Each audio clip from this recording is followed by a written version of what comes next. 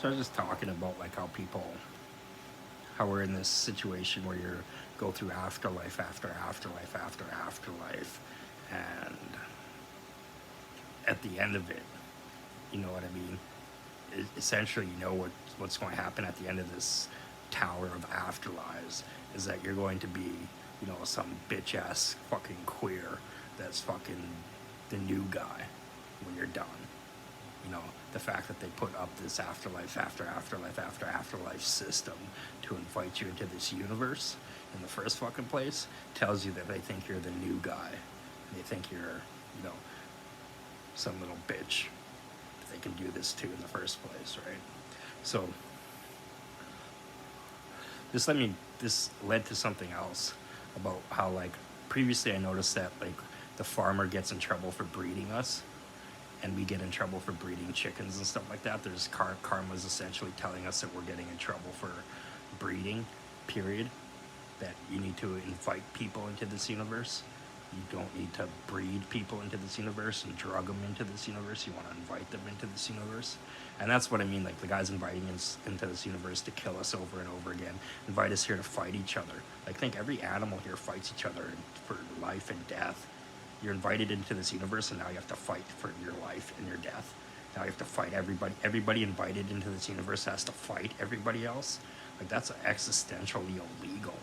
You know what I mean? Definitely illegal existentially, and karma's telling us this in many ways. That you don't invite a whole bunch of people into your universe and get them to fight each other and eat each other and kill each other, and everybody's fighting and eating and killing and stuff. Like, that's definitely existentially illegal, right? So, with the farmer, what he finds out is that breeding is karmatically a crime or bad, or, you know, you're trying to talk they try to teach you better than breeding, basically. So what I did with my company is I invested in anti-breeding philosophy and anti-breeding technology. So this is where I got Frankenstein's chicken legs. What I do is I incubate all the healthcare parts for all the animals that we eat, even the animals we don't eat. Like, I do take healthcare to all living things, right? But so the animals that we eat, like, I incubate their legs and I incubate their hearts and I incubate their muscles and I incubate their skins, and I make them flavorful. Because the thing is that this the incubated life forms don't have a life. You know, you're not doing this to an individual. It doesn't have a life. It's not living in an incubated facility alive. It was generated. It was generated life. You know what I mean? This life isn't alive. You could attach it to yourself and bring it alive with your life, because you have a soul, you have a life. You can bring it alive, right? But so that's what I did with the anti-breeding. What we also noticed, though, is, like, all the way through known existence, what we found out about our known existence, and this is like when you go to God and God's God and God's God, at the end of that is our known existence. So at our known existence, what we discovered is that this isn't all of existence. There's more existence out there. What this is this is a farm. This is a farmed out existence. So what we've noticed here is that people have never spoken to each other, individuals, societies, species, different organisms, different life forms, different existential life forms, different gods that have never spoken to each other, all farm in abundance. Like, what you're going to find out is that you were born on a farm. You were born, this aliens planted us here, and then a different alien came here and bred us. Like, so one group of aliens, a much older group of aliens, planted us here in the first place in a much more natural way. What will seem our natural existence will seem like a natural way. And then another group of aliens came in here and stuck a machine head up our ass and started breeding us. So, but anyway, so what you notice is that we're on a farm. Essentially, we're on a farm, and there's a whole bunch of people on this farm building machine heads, because we're being what you'll find out is this universe actually runs off a machine head. Existential God that you end up meeting, he has a machine head, and that's how he runs heaven and knows what everybody thinks and knows everybody's whole lives and everything. It's because God has a machine in you, and you're essentially being machine headed from from the creators of this universe. They built this universe with a machine head to have a machine head to, you know what I mean? But all these aliens and all these farmers and all these other people build their own machine heads. That's what I mean. Like all these people on this farm build their own farms. Like farming is a bigger version of machine heading. Machine heading is a local version, you know, to our universe, to our God, you know, to the stuff that he uses. Everybody around here, he's got machine heads all over. He's got aliens in all different parts of the universe. Machine heading. Machine head is local, but the bigger God in all of known existence has all these other gods and all these other different life forms doing this farming thing, right? And so with this farming thing, this is where I was kind of always like anti-farm, because what I figured is, what's the opposite of farming? Farming is kind of like planting us here, planting us there, and then watching our societies grow, right? You know what I mean? Secretly watching our societies grow, and secretly watching our societies do this and that and the other thing, right? And you know, and then the alien takes segments of our society and secretly experiments on this segment of society and that segment of society with his machine head, does all these other farming tactics, right? So the opposite of farming is essentially just telling everybody everything, saying, hi, I'm an alien, hi, I'm a farmer, here's my database, here's everything we know, here's what we're learning, here's how to take care of yourself, here's how to take care of other things, welcome to the universe, this is a great place to live, you know what I mean? Like that's the opposite of farming. So I've always been like opposite farming. But ever since I just discovered this farming phenomenon proceeds all the way to known existence.